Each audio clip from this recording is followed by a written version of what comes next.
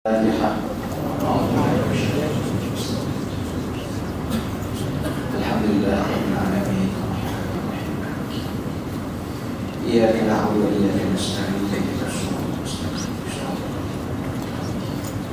غير المغضوب عليهم ولا الضالين. بسم الله الرحمن الرحيم. الحمد لله رب العالمين وبه نستعين والصلاة والسلام على سيد المرسلين وعلى آله وصحبه أجمعين. سبحانك لا علم لنا إلا ما علمتنا إنك أنت العليم الحكيم ولا حول ولا قوة إلا بالله العلي العظيم.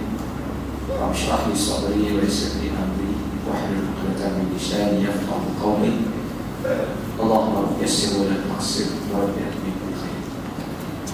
Alhamdulillah, pertamanya marilah sama-sama kita syukur kepada Allah Subhanahu wa Ta'ala kerana di atas limpah dan kurnianya taufik serta hidayah daripadanya dapat sama-sama pada malam yang berbahagia ini kita bertemu lagi dan menyambung kembali perbincangan kita dan bacaan kita menggunakan kitab tafsir Nurul Ihsan dengan menggunakan jilid yang kedua surah Al-An'am. Kita masih lagi dengan muka surat 24 dengan berbicara berkenaan dengan tajuk berhujah dengan Nabi Allah Ibrahim AS ke atas kaumnya. Dalam pertemuan yang lepas kita dah bincangkan Allah Subhanahu wa Ta'ala berfirman, A'udzubillahi minasyaitonir rajim wa hajjahu qaumuhu, dan telah berhujahlah akannya oleh kaumnya, di mana kaum Nabi Ibrahim AS telah berhujah dengan mempertikai tindakan Nabi Ibrahim AS yang mempersoalkan sembahan-sembahan mereka dengan mengaitkan bahawasanya sembahan yang telah mereka sembah itu telah pun mereka lakukan sejak daripada sekian lama yang mereka warisi daripada tok nenek moyang mereka. Lalu dijawab oleh Nabi Allah Ibrahim AS dengan Allah Ta'ala berfirman, Qala atuhajjuni fillahi wa qad hadani. Nabi Ibrahim AS berhujah dengan katanya, adakah kalian berhujah dengan aku tentang Allah, dalam erti kata meragukan aku tentang keesaan dan kebenaran sembahan hanya kepada Allah. Wa qad hadani, hal keadaan aku itu telah mendapat hidayah. Itu ayat yang telah kita bicara dalam pertemuan yang lalu. Sambungan daripada ayat berkenaan, Nabi Allah Ibrahim AS berhujah lagi. Wala akhafu ma tusyrikuna bih illa an yasha'a rabbi syai'an wasi'a rabbi kulla syai'in ilma afala tatadhakkarun. Setelah Nabi Ibrahim mengatakan, apa perlu kalian untuk berhujah dengan aku, cuba untuk meragukan aku tentang Allah Ta'ala, walhal aku telah mendapatkan hidayah. Kemudian dia sambung lagi, dia kata wala akhafu ma tusyrikuna bih, dan tiada aku takut akan asnam yang kamu sekutu dengan Allah Ta'ala pada ibadat sembahnya itu, kerana asnam tiada boleh beri mudarat akan satu jika tiada sembahnya, seperti tiada manfaat jika disembahnya pun. Nabi Allah Ibrahim AS berhujah bahawasanya dia tidak takut dengan sembarang sembahan yang kalian sembah, walaupun mereka itu menakut-nakutkan Nabi Ibrahim AS, walaupun mereka itu menimbulkan beberapa keraguan kepada Nabi Allah Ibrahim AS, walaupun mereka itu cuba menimbulkan sesuatu yang membingungkan pemikiran manusia, menakut-nakutkan dengan ancaman-ancaman yang pelbagai. Nabi Ibrahim jawab, wala akhafu ma tusyrikuna bih, aku tak takut dengan sebarang sembahan yang kalian sembah itu, illa ayyasha'a rabbi syai'an, melainkan bahawa kehendaki Tuhanku akan suatu itulah yang aku takut. Di mana disebut oleh Al-Imam Ibn Katsir rahimahullah ta'ala, antara yang ditakut-takutkan oleh kaumnya kepada Nabi Ibrahim AS dengan menyebut bahawasanya jika Nabi Ibrahim tidak menyembah Tuhan-Tuhan mereka, Nabi Ibrahim akan kena malapetaka, akan kena, orang Kedah kata kena sen. Mana kalau tak sembah, akan kena beberapa benda yang tak elok kepada Nabi Ibrahim. Dia macam kita lah, kadang-kadang orang nak takut-takut kita ada buat lagu tu. Dia tak buat benda ni, selagi hidup malam, selagi share, dia takut-takutkan. Sedangkan benda tu tak ada asas dalam agama.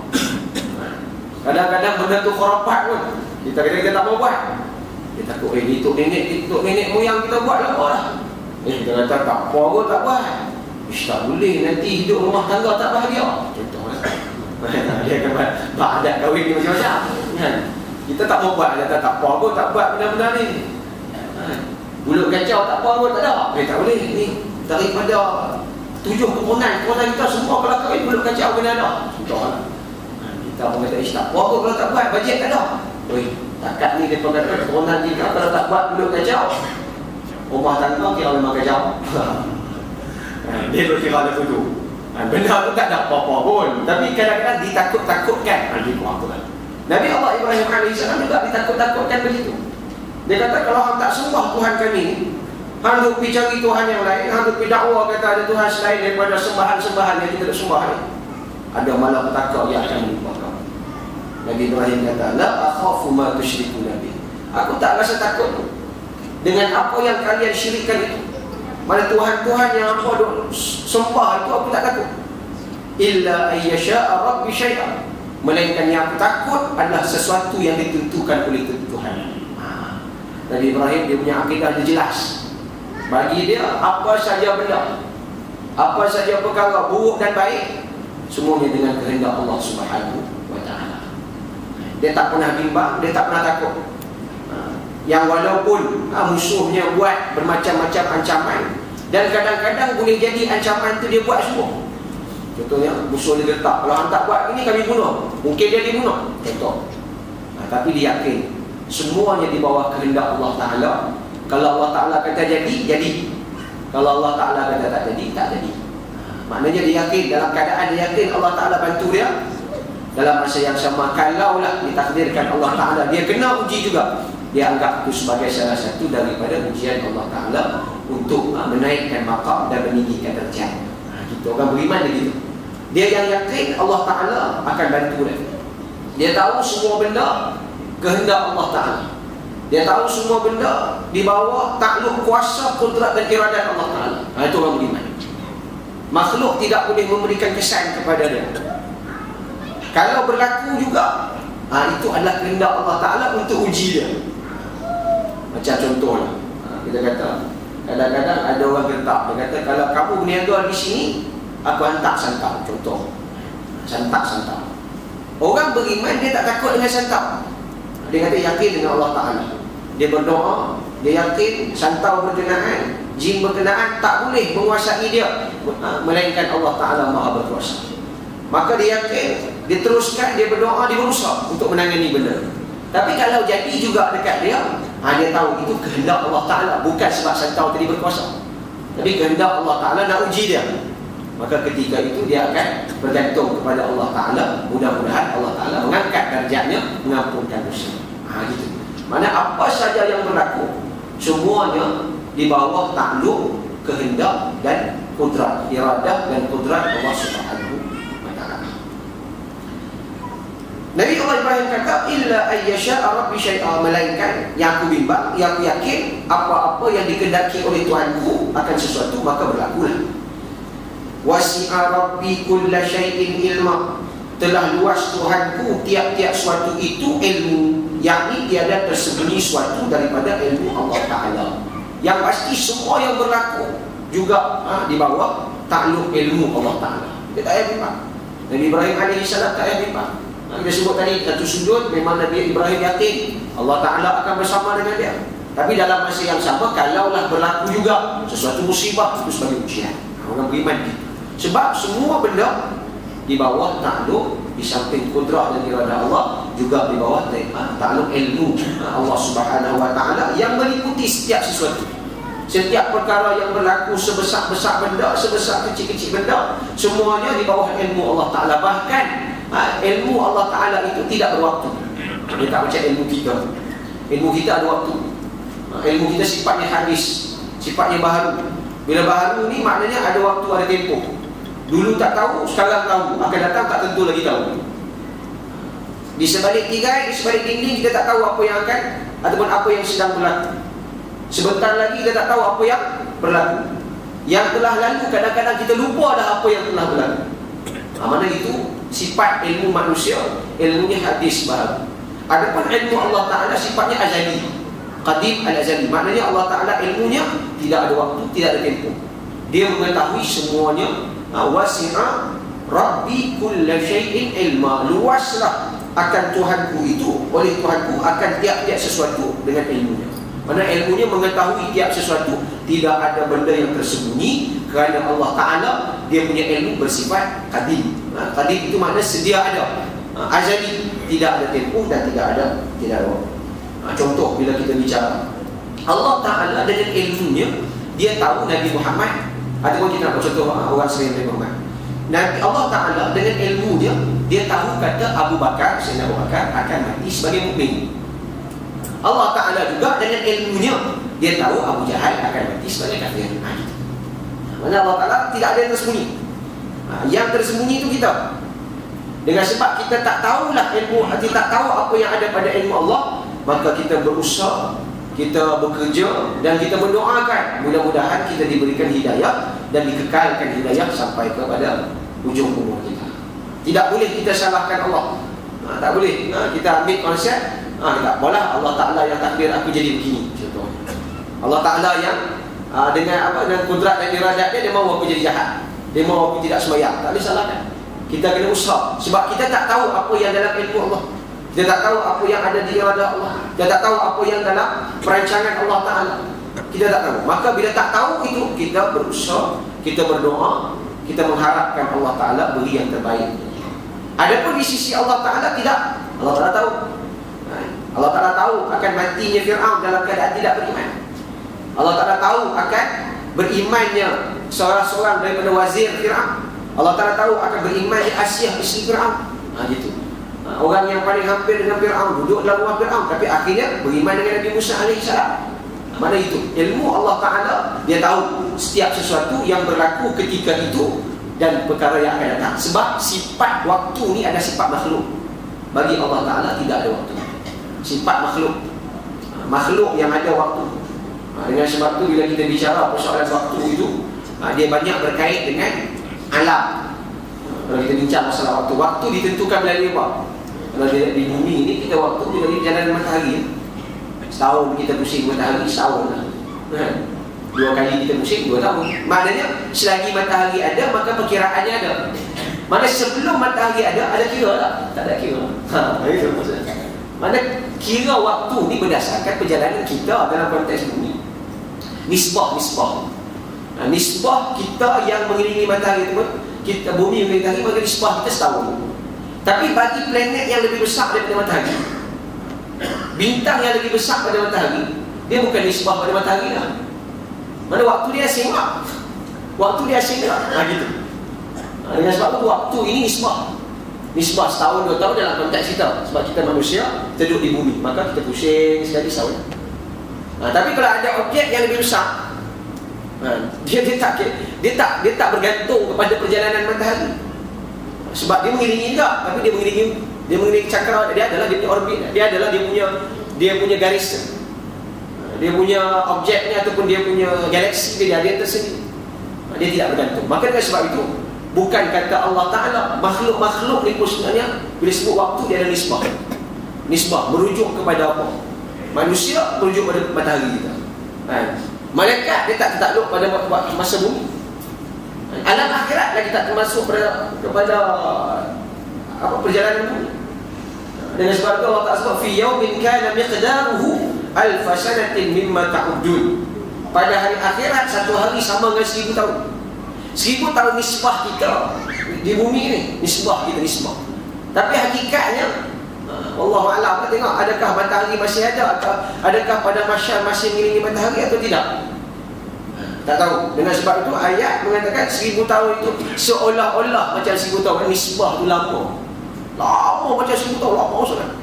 Perjalanan masa yang akan berlaku pada waktu kita berada di alam akhirat ataupun di padang mahsyar. Itu sebagai contoh.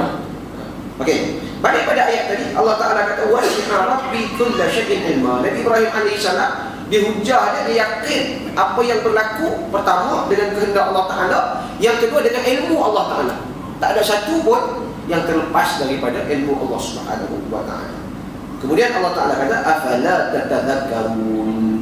Maka tiadakah ambil fikir mereka itu dan berhati dengan akal akan asnam, tiada mudarat dan tiada manfaat, yakni jangan disembahnya. Dan Allah Ta'ala Tuhan yang asa, yang menjadi langit bumi, itulah yang mau disembahnya. Maka Allah Ta'ala hujung ayat tadi, Allah Ta'ala minta manusia itu berfikir, minta manusia itu memerhatikan. Afala tatadzakkarun, tidakkah kamu itu berfikir, memerhatikan, tengok elok-elok, gunakan akal yang ada, gunakan fikiran yang bersih, gunakan kata sedikit kemampuan anugerah Allah Ta'ala kepada kita yang masih waras ini. Fikir elok-elok. Nak sembah Allah Ta'ala ke? Nak sembah selain Allah Ta'ala? Ini persoalan akidah yang kita tekankan berkali-kali. Akidah ini bukan bersifat doktrin, tapi dia bersifat suruh manusia berfikir. Fikir elok-elok. Hang masuk Islam ni, fikir elok-elok. Hang betul ke yakin dengan Allah Ta'ala? Adakah kita beriman ni, kita yakin sungguh dengan Allah Ta'ala melalui kita melihat kejadian Allah, melalui kita melihat sifat-sifat Allah Ta'ala yang kita belajar dalam ilmu tauhid, melalui kita melihat alam yang indah ini, ataupun kita hanya beriman sebab dah Tok Wan saya beriman, Tok Wan saya orang Islam, dalam my kit saya tulis saya Islam, dalam my card saya tulis saya Islam, maka saya orang Islam. Itu maknanya dia hanya Islam jadi-jadian, Islam ikut-ikutan, Islam bersakar. Abang tak Islam bakar. Dia kata Islam, orang Islam dia ada 3 jenis. Orang Islam dia ada 3 passion. Pertama, Islam bersakar. Maksud dia masuk Islam dengan mempersakai segala ilmu Islam. Bagaimana? Dia masuk Islam, dia mengamalkan Islam dengan mempersakai turun-temurun ilmu Islam, iaitu Al-Quran dan Hadis. Itu yang terbaik. Yang kedua, ada Islam bakar. Islam bakar ni dah keturunan dari Islam. Dia Islam, dia tak tahu apa pun. Orang Islam sebab apa? Bapak saya Islam. Dia bapak Islam, tak tahu warga Islam. Dia bapak Islam, tak tahu dia Islam. Apa yang tahu tentang Islam? Tak tahu. Itu Islam bakar. Mana keturunan dia Islam, dia pun Islam. Dia macam orang Melayu. Siapa Melayu? Dah keturunan saya Melayu. Dah apa yang menjadikan kamu Melayu? Saya orang tak tahu. Dah keturunan saya orang Melayu. Islam pun ramai lahir itu. Maknanya sebab apa orang Islam? Sebab datuk nenek moyang saya orang Islam. Semayang tidak, Quran tak erti baca, puasa pun tunggal langgar, baca Fatihah pun tak ketahuan. Tu imam suruh nak kat nikah, tu imam suruh apa? Try selawat sekali. Selawat. Dia pun tak Allahu Akbar, itu kan selawat. Ada takbir raya. Oh tu lah. Dia pun tak ketahuan antara selawat dengan takbir raya. Mana dia pun tak ketahuan, ketak habis. Macam tak biasa. Semua ucap kalau dia tak boleh. Sebab apa? Dia Islam bakar. Islam sekadar keturunan dia. Dia tak. Hak ketiga hak lagi turun. Kalau hak terbaik dia Islam persaka, maknanya mempersakai Islam secara ilmu. Yang kedua Islam secara bakar, yang keturunan dia Islam. Dia tak apa. Yang ketiga lagi turun daripada Islam puaka. Ini dah lagu Islam, puasa Islam. Dia jadi puaka. Dia duduk orang Islam, dia duduk kacau. Dia duduk puak, jadi kelang kabut habis. Kelang kabut pening habis. Nak sentuh anjing apa, dia transgender macam-macam. Dia buat bagi kelang kabut habis. Dia orang Islam tapi dia merosakkan Islam. Mudah-mudahan mereka mendapat hidayah lah. Dan semua yang berlaku itu kita doakan, kita usaha untuk memberikan kefahaman dan juga mendoakan mendapat hidayah. Okey, terus. Allah Subhanahu wa taala afala tatadzakkarun berfirman, apakah mereka tidak berfikir dengan hati elok bahawasanya asnam yang mereka sembah tak ada apa faedah, mudarat tak boleh bagi, manfaat pun tak boleh dapat. Maka bila dia fikir elok, dia tahu sembahan-sembahan yang tadi tak memberikan sebarang faedah kepada dia, maka dia kembalilah kepada fitrah, iaitu dengan menyembah Allah Taala yang besar. Kemudian ayat berikutnya Allah Ta'ala sambung lagi dengan firman-Nya, wa kaifa akhafu ma asyraktum wala takhafuna annakum asyraktum billah ma lam yunazzil bihi 'alaikum sultana. Allah Ta'ala berfirman, wa kaifa akhafu ma asyraktum wala takhafuna annakum asyraktum billah. Dan betapa aku nak takut akan asnam yang kamu sekutu dengan Allah pada sembahnya, kerana ia tiada mudarat dan tiada manfaat.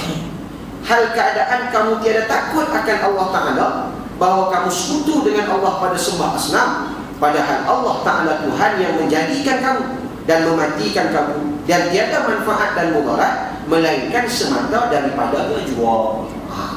Ni Allah Ta'ala cerita hujah Nabi Ibrahim seterusnya.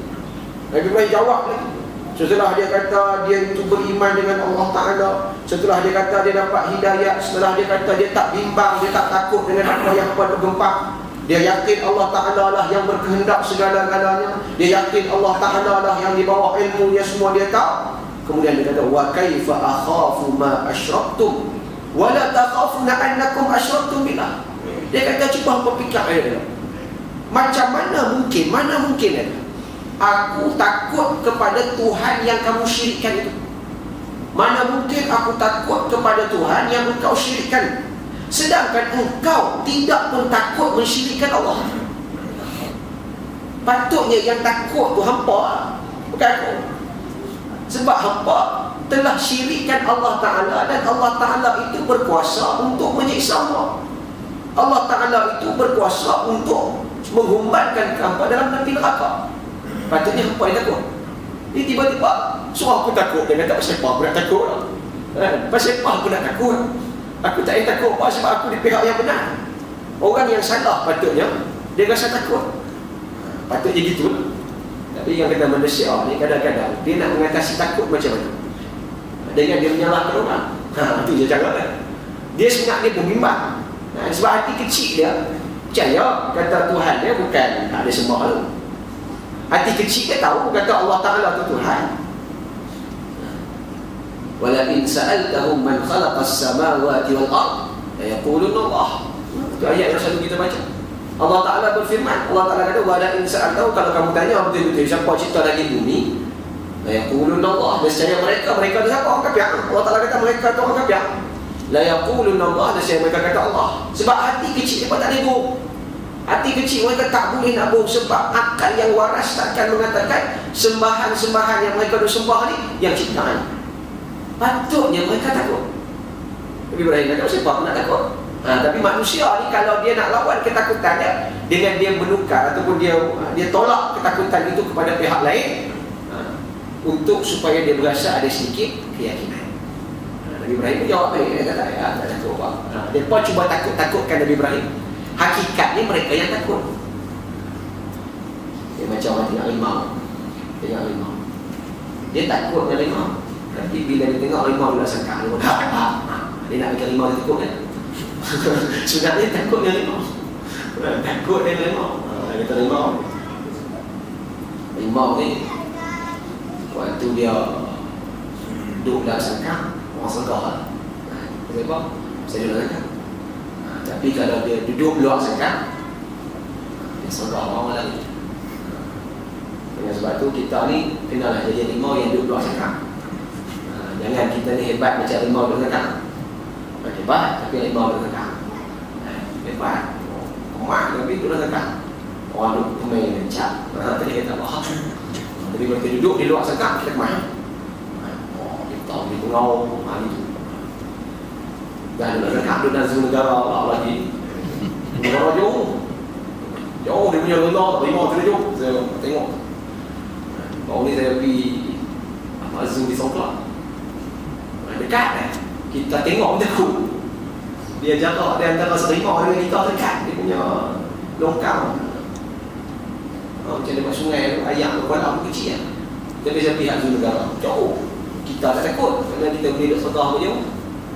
Dia kat sebelah bawa kawan. Dia terkadang mak macam takut. Dia saya lompat sila hari bulan. Bapak tak ada orang. Sila lompat. Limau dia. Okay, balik ke soalan. Bagaimana Allah Subhanahu Wa Taala kata Nabi Allah Ibrahim alaihissalam dia persoalan. Kenapa? Pasal apa aku nak bimbang? Sedangkan yang patut bimbang tu kamu. Sebab kamu telah mensyirikkan Allah. Dan Allah Ta'ala itu Tuhan yang sebenar. Allah Ta'ala itu boleh memudaratkan kamu, boleh mengazab kamu, boleh memberikan macam-macam benda kepada kamu. Maka tak takut. Tambah lagi, ma lam yunazzil bihi alaikum sultana, barang yang tiada diturun dengannya atas kamu itu hujah dan burhan kenyataan atas suruh sembah asnam itu. Kamu semua pula dalam keadaan Allah Ta'ala kata tak ada sultan, tak ada sebarang hujah. Ma lam yunazzil bihi alaikum sultana, maksudnya tidak ada yang turun kepada kamu itu sebarang kekuasaan untuk berhujah. Mana kalau berhujah, takkan kamu boleh tegakkan hujah kamu. Kamu tak ada point sebenarnya. Itu realiti. Itu realiti. Kalau orang bukan Islam dengan agama yang macam-macam berhujah dengan Islam, realitinya mereka tak boleh menang. Tak boleh menang. Sebab mereka tak ada hujah. Sebab mereka menyembah benda yang tak betul. Tak betul. Dan dia bukan doktrin, dia adalah satu kenyataan. Dengan sebab itu kalau kita berhujah dengan ilmu, pasti mengerah. Pasti mengerah. Tapi syaratnya kena ada ilmu lah. Kalau hak pergi lawan dengan dia hak cokiah, memang dia menang lah. Dia leceh, dia gitih habis itu lah. Macam alat sama lawan dengan Syiah lah. Kalau hak lawan dengan Syiah, dia tak hak hujah tu bodoh, soal-soal kuku, memang tumbang. Tapi kalau hak power, memang tak ada hujah pun. Memang tak ada hujah. Sebab kebenaran di pihak kita. Dia bukan doktrin, dia adalah hakikat. Saya sering buat perumpamaan. Kebenaran di pihak kita, kebenaran adalah sesuatu yang wujud. Kebatilan adalah sesuatu yang tiada wujud. Tak ada. Cuma dia punya bezanya, sebab apa orang ramai ikut kebatilan? Sebab kebatilan itu dia tak nampak, tapi dia dihias. Disekuk kebatilan itu dengan hiasan-hiasan yang menarik, yang mengiurkan, yang menggoda. Akhirnya orang ikut. Kebenaran Islam itu wujud, tetapi kadang-kadang malangnya orang Islam gagal menghias dengan cara yang baik. Itu ibarat kata, kalau kita buat perumpamaan dalam bentuk yang touchable, benda yang boleh kita sentuh, boleh kita lihat. Contoh seperti sebuah tudung saji yang dalamnya ada dua tudung saji. Satu tudung saji ada makanan di bawah, adapun satu tudung saji lagi tidak ada makanan. Bezanya, tudung saji yang ada makanan ni dia tak ada apa, dia tak ada hias apa-apa, dia tak ada promosi di bawah. Dia tak buat bagi dia tudung saji pun hak yang dah buruk. Lepas tu pun tak ada siapa nak promosi apa, biar siapa merasa nak selak. Siapa nak masa nak angkat. Dia angkat, dia jumpa lah makanan. Adapun hak yang tudung saji itu lagi jadi, angkat memang kosong. Kalau tak kosong pun dia ada makanan, tapi makanan dah basi. Tapi dihiaskan bagi elok. Diletakkan renda-renda, dipromosi setiap hari. Masuk televisyen iklan, dibayar. Cerita kata ini tolong tu di bawah tudung saji ni ada makanan yang sedap, tuan-tuan mari lah, buat cabutan bertuah lagi, pakat beratok. Nak main tengok apa yang ada di bawah tudung saji. Tapi sampai ke sudah dia tak silap pun. Hormon ramai. Macam dia ubat. Dia penuh. Dia dah abang kata di bawah tu ada ular, tapi dia tak silap pun. Ni ada ular tuan-tuan. Dia penuh tu lagi. Kita pun bila dia nak angkat, tak keluar-keluar ular. Lagi ular tak ada ubat dia jual pakai ni. Dia faham tu lah. Kadang-kadang dia mengaburi kita. Hakikatnya tak ada. Sama juga kalau seorang di Syria selalu sebut Dr. Wahbah Badawi, dia selalu buat perumpamaan. Dia kata Islam ni kadang-kadang malang, dia kata seperti satu kedai yang penuh dengan barang-barang, tapi tidak dipersembahkan, tidak dimarketkan, marketing lemah, akhirnya tidak ditonjolkan sebuah kedai yang menarik. Sedangkan kelengkapan semua ada. Sebutlah apa benda apa, semua ada. Tanya apa ada, semua ada. Susu ayam ada, baru habis. Semua ada lah, tak ada benda yang tak ada. Pendek kata, kedai kita semua ada, tapi gagal kita nak promosi. Satu kedai, dia tak ada apa sangat pun. Dia biasa-biasa lah. Kelengkapan barang pun tak ada tengah mana. barang yang disediakan kadang-kadang barang yang dah lama, silap-silap barang yang dah habis tarikh. Tapi cara dia promosi tu cantik. Cara dia hias kedai dia cantik. Kita pun kalau pergi kedai, antara kedai A dengan kedai B, kedai A yang tak hias lagi dengan kedai B yang tak ada apa tapi dia hias, kalau kita pergi, kita singgah mana? Kita singgah ya, elok. Kedai makan contoh, dia hias bergelok, dia susun kursi, dia buat decoration dia cantik lah. Walaupun makanan tak sedap, kita tertarik nak pergi. Kedai yang masak sedap tapi dia tak ada decoration apa, dia biasa-biasa, tak pergi.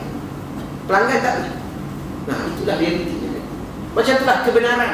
Kita ada kebenaran tapi kita gagal tonjolkannya. Sedangkan hakikatnya kita di pihak yang benar. Benar adalah benda yang wujud. Sebelum ni, benar adalah benda yang wujud. Kebenaran Islam adalah sesuatu yang realiti. Dia bukan bersifat retorik. Realiti. Kebatilan yang diamalkan oleh selain daripada Islam adalah bersifat retorik dan tidak benar. Tetapi mereka berjaya untuk menghiasinya akhirnya orang itu. Maka dengan sebab itu kita perlu memikirkan satu langkah ke depan, iaitu kembali menghiaskan ataupun mempromosikan Islam dengan cara yang berkesan. Kita marah ke orang, ya betul, kita marah isu-isu macam-macam timbul sekarang, kita marah. Tapi adakah dengan marah menyelesaikan masalah? Bukan salah marah, tapi satu sudut kita kena fikir apa yang kita buat untuk orang tertarik dengan Islam. Itu perlu kita fikir di luar kotak sikit. Setakat ni kita nak marah apa lah? Tak setuju dengan transgender, bagus. Tak setuju dengan Islam liberal, bagus. Tak setuju dengan macam-macam lah program-program ni, bagus. Tak setuju, okey. Tapi di pihak kita juga kena pecut supaya orang datang tengok kita.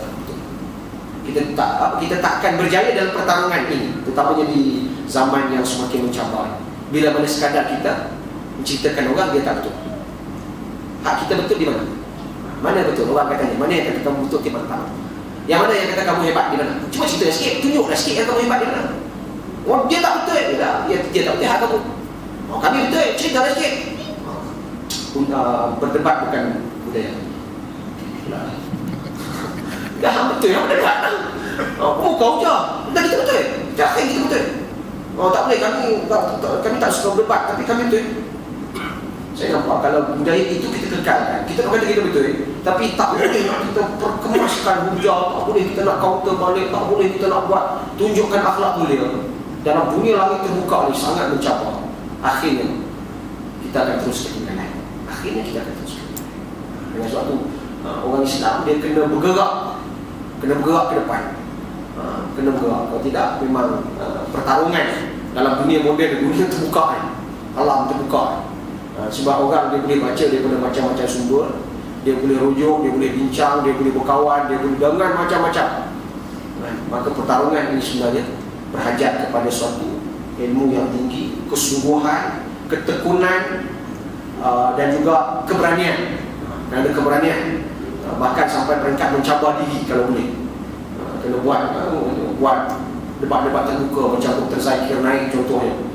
Ustaz kawan-kawan kita ni, kalau Sylvester, Ustaz Robi, atau orang yang berani untuk keluar daripada ruang lingkup biasa dakwah, buat sesuatu benda yang luar biasa untuk mencabar benda tu pada orang bukan Islam. Dan tengok bila kita berjaya kemukakan pemujahan yang kemah di samping akhlak yang baik dan sebagainya, insya-Allah Islam itu dapat berkembang lebih baik. Pasal itu manhaj Quran, mana tak berhenti kita tengah baca tengah penghujahan Nabi Ibrahim AS dengan kaumnya. Dia tak takut dengan hujah. Dia bersemuka, dia berdebat, dia muka-mukakan hujah. Itu antara manhaj Qurani yang perlu untuk kita ambil manfaat daripada.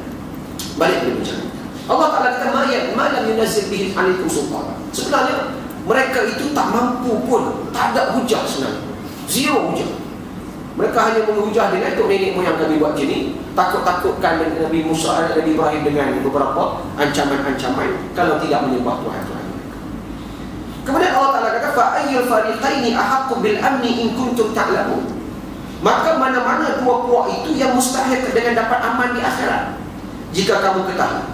Maknanya antara dua puak tadi kita fikir ada antara dua puak, yakni puak yang sembah berhala dengan puak Nabi Ibrahim AS, mana dua kumpulan, dua pemikiran yang sembah berhala hujah ni hanya untuk nenek moyang dan benda-benda yang mereka takut-takut tu, dengan hujah Nabi Ibrahim AS yang kita bincang hari ni, yang dia tengok, dia kata kalau apa sembah matahari, betul ke matahari Tuhan? Kalau apa sembah bintang, dia persoalkan penghujahan dia. Fa'ayyul fariqaini ahaqqu bil amni. Sebenarnya kita ni nak buat penilaian antara dua kelompok tadi, dua kumpulan tadi, yang mana lebih berhak mendapatkan keamanan.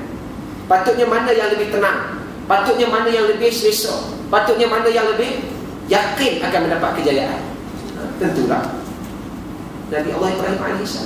Sebab Nabi Ibrahim, dia ada hujah yang kuat, dia ada keyakinan yang mantap, dia mampu untuk menangani sebagai masalah dengan cara yang baik. Itu in kuntum ta'lamun. Tapi sekiranya kamu tahulah, sekiranya kamu tutup hati elok, buang segala apa kan, benda-benda kotor yang bersarang dalam kepala, kebimbangan tidak berasas. Dia macam itulah orang kalau dia berdebat ataupun dia berhujah untuk mencari kebenaran, insya-Allah dia dapat. Tapi kalau dia berdebat nak menang, dia takkan dapat kebenaran itu. Berhujah mencari kebenaran. Okey. Buka, letak sebelah kepentingan, buka minda elok, berhujah depan. Benar kawan tu punya hujah, tak benar tak terima. Itu orang-orang yang begini juga macam Nabi Ibrahim AS, dia berhujah kaum tu. Allah Ta'ala kata in kuntum ta'lamun. Kalau betul-betul kamu ada akal, kamu tahu kebenaran, kamu buka minda kamu akan dapat hidayah, kamu akan dapat apa yang kamu cakap. Yakni orang yang sembah berhalakah atau orang yang sembah Allah Ta'ala semata-mata. Siapa yang akan lebih yang mendapat keamanan? Adakah yang sembah berhala atau yang sembah? Tetapi orang yang sembah Allah Ta'ala semata-mata, itulah yang dapat aman daripada neraka di akhirat. Pastilah Allah Ta'ala kata orang yang paling akan mendapatkan keamanan adalah orang yang mengikut jalan yang benar, itu menyembah Allah Ta'ala, dapat aman di dunia dan aman di hari akhirat dengan terlepas daripada api neraka. Tadi kita sebut tentang ayat bagaimana Allah Ta'ala kata orang-orang yang bukan Islam, iaitu orang-orang yang menentang Nabi Allah Ibrahim AS, mereka itu tidak ada hujah. Allah Ta'ala kata malam yunazil bihi alaikum sultan. Itu ayat tadi sebenarnya disebut oleh Ibnu Abbas radhiyallahu ta'ala anhu, bahawa ayat ini sebenarnya maksud sultan. Saya suka lupa orang kata sultan. Sultan di situ maksudnya hujah. Sultan adalah penguasaan, adalah sesuatu benda yang mampu untuk dia menguasai keadaan dengan hujah yang mantap. Misalnya sultan itu kekuasaan. Mana sultan di situ merujuk pada kemampuan dia menguasai hujah-hujah yang baik, akhirnya dia dapat menguasai keadaan. Sebenarnya mereka tidak. Jadi Ibn Abbas mengatakan ayat ini sama dengan ayat yang lain. Dalam surah yang lain Allah sebut in hiya illa asma'un sammaitumuha antum wa aba'akum. Sammaitumuha antum wa aba'akum. Yang kata orang kata bagi Allah Ta'ala kata nama-nama yang kamu cipta, Tuhan-Tuhan yang kamu reka ini, benda itu tidak benar, melainkan dia merupakan sesuatu nama-nama yang kamu namakan dan juga tok nenek moyang kamu namakan. Buahlah istilah macam-macam yang menggambarkan kehebatan, tapi sebenarnya itu adalah rekaan semata-mata. Ma anzalallahu biha min sultan. Allah Ta'ala tidak menurunkan hujah atau tidak menurunkan kekuatan untuk kamu mampu berhujah bagi sebenarnya. Tak ada hujah yang kamu boleh tak patahkan. Sebab itu kita ulang sekali lagi, ada kalau kita berdebat masalah dialog agama ini, perdebatan wacana berkenaan agama, tajuk yang berkaitan agama, terus kita secari orang-orang yang tidak menyembah Allah Ta'ala, sebenarnya mereka tidak ada hujah. Mereka tidak ada hujah, tidak mampu sebenarnya. Kalau kita tengok Zakir Naik dalam dia punya speech dia, selalu ditanyakan soalan-soalan oleh orang bukan Islam, macam-macam soalan dia kemukakan, tapi dia jawab dengan penuh tenang dan sangat-sangat logik, sangat-sangat, bahkan ramai yang masuk Islam pada ketika itu juga. Itu hebat.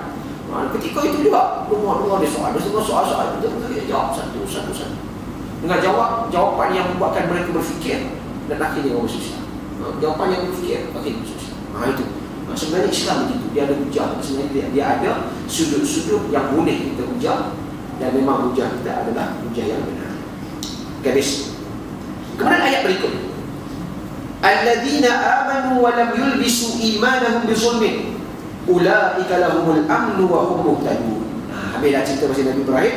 Allah Ta'ala tarik sikit berkenaan dengan kita atau kepada sahabat-sahabat Nabi pada konteks itu, dan juga kepada seluruh manusia, seluruh umat Islam. Allah Ta'ala mengatakan firman-Nya, bermula segala mereka yang beriman dengan Allah dan Rasulullah dan kitab dan hari kiamat, dan tiada campur mereka itu akan iman mereka itu dengan syirik, yakni qasad ibadat bagi Allah Ta'ala semata-mata. Bermula mereka itulah yang dapat aman bagi mereka itu di akhirat daripada api neraka, dan mereka itulah yang dapat hidayah pada jalan agama yang benar, iaitu agama Islam. Allah Ta'ala kata orang yang beriman ni macam mana? Alladzina amanu, orang-orang yang betul-betul beriman, walam yalbisu imanahum bizulmin, tidak dicampur, tidak ditutup, atau tidak asal libasnya asal pakaian, tidak dipakai, tidak ditutup iman mereka itu bizulmin, dengan kezaliman. Ulaika lahumul amnu, Allah Ta'ala kata mereka itulah orang-orang yang betul-betul mendapat keamanan di dunia dan akhirat. Wa hum muhtadun, dan mereka itulah yang sebenarnya mendapat hidayah. Maksudnya apa? Ayat ni Allah Ta'ala pertegaskan sekali, orang yang betul-betul beriman, yang iman dia betul-betul solid, dengan iman keyakinan yang mantap, maklumat yang jelas, yang mereka itu lam yulbisu imanahum bizulmin, tidak ditutupi iman dia, diganggu iman dia dengan sebarang kezaliman. Kezaliman sini maksud apa? Dengan sebarang kesyirikan dan keraguan. Tak ada. Iman dia betul-betul solid dengan Allah Ta'ala. Orang beginilah yang pasti akan dapat keamanan. Adapun orang yang timbul keraguan, bimbang, takut-takut iman dia ada problem, akhirnya dia juga akan terjerumus ke lembah kesyirikan. Di sini saya nak bincangkan sikit. Pertama, persoalan beza dengan keraguan. Bukan semua yang bertanya dia ragu. Beza antara tanya dan ragu. Ada yang ragu, maksudnya dia tak percaya. Ada yang dia percaya, tapi dia bertanya kerana nak menambahkan kepuasan. Dengan sebab tu orang bertanya ni dua. Orang tanya masalah iman, masalah orang tanya. Kita berhadapanlah orang ni, jangan semua kita hentam kata dia ragu. Boleh jadi kalau dia ragu, kita usahakan supaya dia buang keraguan. Tapi kalaulah dia sekadar bertanya, lebih-lebih lagi jangan kita duk berkata. Sebab apa saya sebut? Sebab kalau nak ikut yang bertanya, bukan takat orang biasa. Nabi Ibrahim AS pun tanya. Nabi Ibrahim AS dia tanya. Bila dia tanya kepada Allah Ta'ala, kaifa tuhyil mauta, ya Allah, macam mana engkau menghidupkan orang mati? Allah Ta'ala bertanya balik, awala tu'min, kamu tak beriman ke Nabi Ibrahim? Adakah Nabi Ibrahim tidak beriman? Dia kata, tak, bukan tak beriman, tapi untuk tatma'in qalb, untuk supaya hatiku puas. Mana kadang-kadang ada orang dia tanya, dia timbulkan persoalan sebab dia nak dapatkan satu jawapan yang lebih memuaskan hati. Kadang-kadang kita ni sampai takut bertanya, akhirnya bila orang tanya, dia goyang. Sebenarnya bertanya itu, dia bukan jenayah. Bertanya bukan jenayah. Bertanya tanda dia berfikir, dan kita kena bantu menyelesaikan masalah, bantu menyelesaikan persoalan. Kadang-kadang kita terlalu takut ataupun terlalu bimbang dengan orang banyak tanya. Sebab kita diajar dalam bab agama ni jangan tanya banyak, nanti hilang keberkatan. Sedangkan persoalan itu manusia, dia akan terus bertanya. Orang Islam akan terus bertanya, orang bukan Islam lagi banyak tanya. Maka dengan sebab itu kita cubalah untuk belajar sesuatu, untuk kita jawab persoalan-persoalan yang ditanya. Kalau kita sebut tentang bertanya, Nabi Ibrahim pun pernah bertanya, Nabi-Nabi lain pun pernah bertanya. Tapi bertanya mereka bukan ragu, tapi bertanya mereka kerana minta kejelasan, istifsar, ataupun minta supaya menambahkan ketenangan dan keimanan. Dia yakinlah, cantiklah, tapi kalau boleh dapat satu hujah yang lebih mantap, itu kan lebih menarik. Itu lebih menarik, lebih memuaskan. Kalau tak boleh tanya, oh Nabi Ibrahim awal-awal lagi. Tapi Allah Ta'ala tanya dalam Quran, Allah Ta'ala awal tu, kamu tak beriman ke Ibrahim? Ya, itu tak beriman kan. Nak tunjukkan tak? Boleh tak boleh bertanya? Boleh. Nabi Ibrahim pun bertanya. Maka kita pun. Maka orang-orang ni, dia kalau bertanya tu satu pertama sekali, kalau saya orang dia, orang yang mula dia bertanya yang kritis, tanya dia orang berfikir. Orang jadi urus. Kita kena tangani kan. Jangan tak lah. Kadang-kadang orang sekarang budak muda dia suka tanya. Macam tanya. Dia persoalkan itu, dia persoalkan itu. Okey, silakan soal. Kita jawab. Jangan kita boh gelaran kat dia. Tanya, ini kan liberal ni. Hancur. Dia makin jauh dari Islam. Dia tu orang tu kita gagal dakwah pasal kita dah bubuh dah satu cop liberal kat dia. Satu. Yang kedua, orang yang tengok situasi tu. Yang geng kita, oh tegas, ustaz ni hebat, tegas. Geng kita. Geng dia atas bagak. Geng dia yang mencari kebenaran dia kata, oh ni orang tu tanya jawab. Mana marah dia tu? Jawab. Itu yang baik. Sedangkan persoalan itu tak kira kalau betul dia ragu pun. Kita jawab supaya membuat kita menjawab dan kita mengharapkan keraguan yang ada pada dia. Ya. Tapi kalau dia minta penjelasan, macam dia, ini masalah yang kita jelaskan. Ini masalah yang kita jelaskan. Itu yang saya maksudkan. Ada keberanian. Kerana pergi satu langkah yang baru dalam dakwah, kena pergi satu. Kalau tidak, kita hanya buat satu gap, buat satu jurang.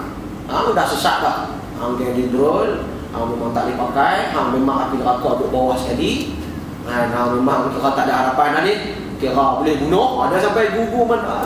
Oh, kita kena bakar kau ni. Kena bunuh kan. Hujah dulu. Bincang dulu. Bagi penghujahan. Kemukakan hujah. Dia tak jelas itu. Sebab dia pun macam kita cerita bab Syiah dulu. Orang-orang masuk Syiah ni kadang-kadang dia itu sendiri. Waktu dia dalam Ahlussunnah Jamaah dia pun tak faham Ahlussunnah Jamaah. Tiba-tiba Syiah berjaya hujah pada dia. Oh cantik Syiah ni, maka dia masuk Syiah. Dia masuk Syiah sebab dia rasa Syiah cantik. Sebab waktu dia dalam Ahlussunnah dia tak dapat ataupun dia tak mengaji ke ataupun tak ada orang bihurai dia tentang kebenaran. Setelah dia dapat penjelasan yang jelas, dia angkuh dan sombong juga, itu barulah cerita lain.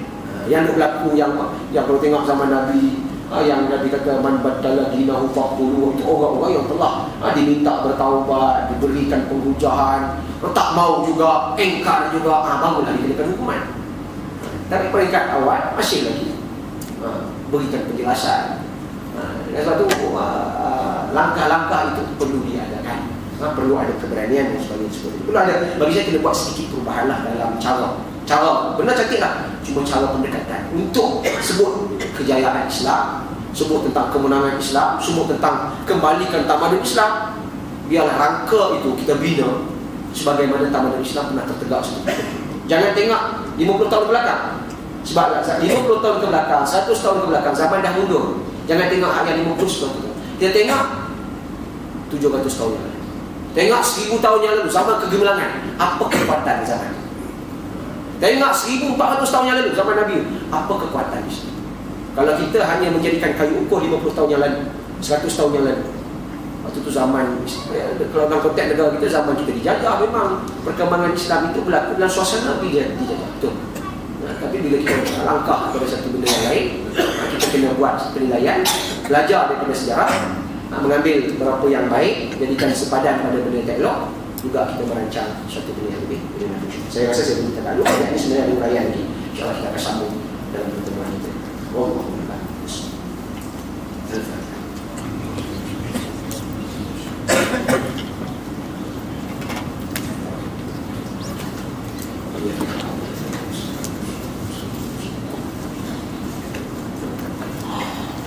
Bismillahirrahmanirrahim. Wassalatu wassalamu ala sayyidina Rasulillah wa ala alihi wa sahbihi ajma'in. Allahumma anfa'na bima 'allamtana wa 'allimna ma yanfa'una wa zidna 'ilman warzuqna fahma. Allahumma arzuqna fahma wa in hadha min al-malaikati muqarrabin wa in hidayatin 'aliyah. Allahumma ij'al lana hadha al-jannah mahbuba wa tafarraqna min ba'di tafarruqan ma'suma. Rabbana atina fid dunya hasanah wa fil akhirati hasanah wa qina adhaban nar.